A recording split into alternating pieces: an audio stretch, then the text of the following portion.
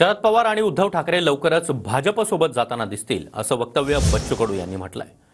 तर कडूंचा गौप्यस्फोट हा हास्यास्पद आहे, त्यांचं नावच कडू, ते गोड कधी बोलणार। बच्चू कडू यांच्या दाव्यावर आशिष शेलार यांनी ही खोचक टीका केली आहे।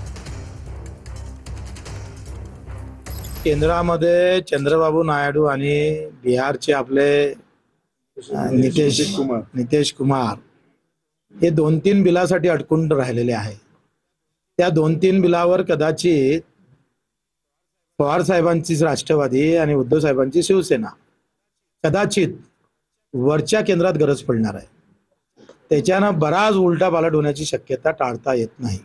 त्यावेळी अजितदादांचं शिंदे साहेबांचं गरज सरो वैद्य मरो। बच्चू कडू आमचे मित्र आहेत आणि त्यामुळे हास्यास्पद त्यांचं विधान आहे। अशा कुठल्याही पद्धतीच्या हालचाली नाही। त्यांचं हास्यास्पद विधान आहे, त्यांचं आडनाव कडू आहे, गोड नाही आहे, आणि त्यामुळे हास्यास्पद विधान त्यांनी करू नये।